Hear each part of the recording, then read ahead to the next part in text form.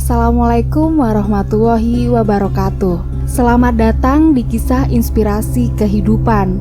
Kali ini akan disajikan kisah inspiratif yang faktanya pun sudah terjadi dan semoga menjadi penguat hati Anda. Kisah inspiratif Sarono, tunanetra pemecah batu yang bisa sekolahkan 60 anak yatim. Bruk bruk bruk, begitulah suara saat Sarono mengayunkan palu yang digenggamnya ke tumpukan batu-batu hingga menjadi bulir pasir bahan material bangunan. Selama 15 tahun sudah Sarono melakoni pekerjaan sebagai pemecah batu di ujung jalan Cipinang Jaya 2, Kelurahan Cipinang Besar Selatan, Kecamatan Jatinegara, Jakarta Timur. Tidak ada keraguan saat tangan kanannya mengayunkan palu, sementara tangan kiri meraba tumpukan batu yang dipecah pun Sarono merupakan penyandang disabilitas tunanetra. Bulir pasir dari pecahan bata merah, hebel, dan puing bangunan ini yang dijual Sarono dalam kemasan per karung. Pembelinya warga yang sedang membangun rumah, hingga untuk pasir burung. Saya enggak mematok harga, kadang-kadang ada yang ngasih Rp5.000. Rp10.000, Rp20.000, ya sudah. Orang minta saja saya kasih kok, kata Sarono di Jatinegara, Jakarta Timur. Pecahan batu bata, hebel, dan puing bangunan yang dipecah Sarono menjadi pasir merupakan pemberian gratis dari satu toko material di Jalan Cipinang Jaya, AA, dekat tempat kerjanya. Pria asal Kecamatan Perembun, Kabupaten Kebumen, Jawa Tengah tersebut tidak pernah mematok harga jual karena prinsip kerja yang dipegangnya untuk menggapai ridho Allah Subhanahu wa Ta'ala. Baginya, seluruh harta yang dimiliki merupakan titipan Tuhan, sehingga tidak pernah keberatan menyerahkan karung pasir hasil jeripayah kerja dengan harga berapapun. Dari pukul 7, Sarono meninggalkan rumahnya yang berada dekat SMAN 53 Jakarta, lalu berjalan kaki ke ujung jalan Cipinang Jaya 2, jaraknya sekitar 200 meter. Pada hari biasa dia bekerja hingga pukul 11, namun khusus hari Jumat dia bekerja hingga pukul 10, agar bisa lebih cepat pulang ke rumah lalu menunaikan ibadah sholat Jumat. Pulang ke rumah, makan, sholat zuhur, istirahat. Setelah sholat asar ke depan lagi sampai pukul 17.30 kecuali kalau hujan deras.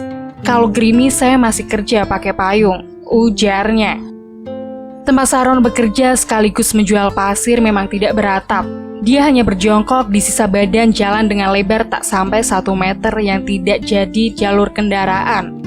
Tidak ada pemberitahuan apapun penanda Sarono menjual pasir. Hanya tumpukan batu bata, hebel, puing bangunan, karung pasir yang sudah dikemas, dan gundukan pasir. Jika Sarono pulang ke rumah, karung pasir hasil jeripayah berhari-hari memecahkan batu ditinggalkan begitu saja di lokasi. Bahkan 5 karung pasir yang hendak dijual pernah dicuri. Pernah dicuri 5 karung lagi yang gede-gede semua. Milik Allah, kalau diambil dia berarti bukan punya kita. Yakin Allah bakal balas dengan yang lebih baik, tuturnya selagi bekerja. Pekerjaan pemecah batu yang dilakoni Sarono sejak tahun 2007 memang tidak lazim bagi seorang tunanetra, karena termasuk pekerjaan kasar yang beresiko tinggi terluka. Sebagai pekerja sektor informal, Sarono tidak memiliki gaji bulanan, sehingga kadang dia pulang ke rumah menemui sang istri tanpa membawa uang, karena tidak ada pembeli pasir. Tapi dari pekerjaannya, dia mampu menyekolahkan 60 anak asuh. Terdiri dari anak yatim dan duafa yang terlantar sejak tingkat PAUD hingga SMK atau sederajat, bahkan kuliah. Sekarang anak asuh saya ada 60, ada yang di sekolah negeri dan swasta. Itu anak-anak yatim, yatim piatu, dan duafa. Misal ayahnya ada, tapi menelantarkannya saya sekolahkan. Lanjut Sartono. Dia dan sang istri Sri Ningsih yang merupakan ibu rumah tangga mulai mengangkat anak asuh sejak tahun 2007 silam, atau di tahun yang sama Sarono jadi pemecah batu. Awalnya tidak pernah terbesit di benak Sarono hingga mengangkat anak asuh, karena kondisi perekonomian keluarga terbilang sulit dan penghasilan sebagai pemecah batu tidak seberapa. Tapi Tuhan berkehendak lain. Bermula ketika Sarono yang tidak dikaruniai keturunan pergi ke Pasar Gembrong, Kecamatan Jatinegara, untuk membeli pakan burung peliharaannya. Kala hendak pulang ke rumah, Sarono mengalami kesulitan menyeberang jalan. Dia lalu ditolong seorang ibu yang saat kejadian sedang membawa 2 anak kecil. Nah, anak yang digendong itu merengek, "Ibu, jajan bu, jajan." Terus karena saya enggak dikasih keturunan, saya jawab, "Ini ya nak, sedikit buah jajan, saya kasih 5 atau 10 ribu begitu," kenangnya. Setelah sang ibu yang masih warga Kecamatan Jatinegara itu menyampaikan terima kasih dan mendoakan Sarono, dia sadar masih banyak orang yang nasibnya lebih tidak beruntung. Sarono pun mencari informasi untuk memastikan kedua anak tadi benar yatim atau bukan. Dia pergi menemui ketua RT tempat mereka tinggal demi mendapat informasi valid. Kalau nanya ke ibunya nanti malah jadi fitnah. Masa orang buta ke tempat janda? Kita ke RT-nya, nanya, itu benar janda. Saya minta surat kematian lah, baru saya angkat diasuh, kata Sarono. 2 anak asuh yang kala itu pelajar kelas 2 dan 6 sekolah dasar kini sudah lulus berkat Sarono, yang awalnya merantau ke ibu kota umur 14 tahun bekerja sebagai asisten rumah tangga. Seiring waktu, jumlah anak asuh di sekolah Sarono bertambah. Keyakinan menanggapi ridho Allah Subhanahu wa Ta'ala dengan memumpuk amal ibadah sebagai bekal di akhirat nanti pun semakin kuat. Awalnya, anak asuh Sarono tidak hanya warga di satu kelurahan tempat tinggalnya. Hingga lambat laun mengetahui di lingkungan RT 3 RW 9 rumahnya banyak anak membutuhkan bantuan. Kini 60 anak asuh Sarono merupakan warga RW 9 Kelurahan Cipinang Besar Selatan tempatnya tinggal. Mereka bersekolah pada jenjang pendidikan berbeda-beda. Karena di sini banyak janda yang pekerjaannya buruh cuci, penghasilan nggak seberapa. Sampai sekarang saya masih minta data ke RT RW agar yang saya angkat anak asuh benar, ujarnya. Secara keseluruhan sejak tahun 2007 hingga 2002, jumlah anak asuh Sarono sebenarnya mencapai 70, tapi 10 diantaranya sudah tamat SMK, sehingga dia hanya menghitung 60. Sarono bahkan merupakan donatur di sejumlah yayasan pendidikan luar wilayah Kecamatan Jatinegara. Tapi dia tidak ingin menghitung hal tersebut sebagai anak asuh karena tidak memberi rutin. Saya hanya menghitung yang sekarang saja, 60 anak. Kalau secara keseluruhan dari tahun 2007, mulai asuh anak sampai sekarang ada 2 anak asuh saya yang sampai kuliah, tuturnya. Bekerja sebagai pemecah batu, tapi menyekolahkan 60 anak asuh memang seakan mustahil. Tapi nyatanya Sarono mampu melakukan hal tersebut dengan doa dan kerja keras.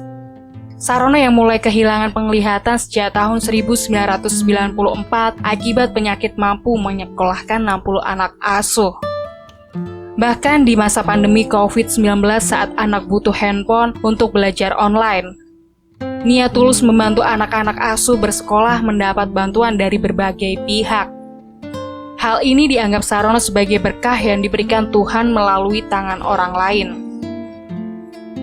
Waktu anak-anak butuh handphone, saya datang ke counter.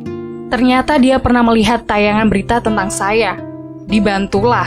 Datang kortingan harga tanpa diminta. Alhamdulillah, lanjut Sarono. Adanya bantuan dari berbagai dermawan tidak membuat Sarono berleha-leha. Hingga kini dia bekerja tanpa libur memecah batu demi menghidupi istri dan 60 anak asuhnya. Bagi Sarono berusaha bukan sekedar berbuat sesuatu dan ketika gagal menyerah dengan alasan yang sudah takdir, tapi berusaha sekuat tenaga hingga mencapai batas maksimal. Selama fisiknya sehat dan cuaca mendukung, 7 hari penuh dia bekerja memecah batu. Modalnya semangat dan palu, dengan keyakinan menggapai ridha Allah Subhanahu wa Ta'ala. Kalau gerimis ya lanjut terus. Kan saya bawa payung dan pakai topi camping. Kecuali hujan deras saya pulang. Saya enggak berharap ada orang menolong, tapi berharap ridho Allah, sambung dia. Saat pikirannya kalut karena anak asuhnya butuh uang untuk keperluan sekolah, tidak jarang dia kehilangan fokus bekerja. Sehingga jari tangan kirinya terluka hantaman palu. Tapi Sarono tidak pernah menyerah. Dia terus bekerja meski di mata sejumlah orang yang tidak mengetahui kondisinya dia dianggap bisa melihat atau hanya bermain pasir. Sarono yang bahkan tidak tamat SD karena orang tuanya tidak memiliki biaya sekolah sadar betul pentingnya pendidikan. Karena itu bertekad menyekolahkan anak asuh. Meski anak asuhnya tidak tinggal satu rumah, Sarono ingin seluruh anak asuhnya memiliki masa depan lebih baik karena telah mengenyam pendidikan lebih tinggi darinya. Kita dulu mau sekolah aja susah banget. Kita merasa bahwa dulu mau beli ini susah, mau beli itu susah.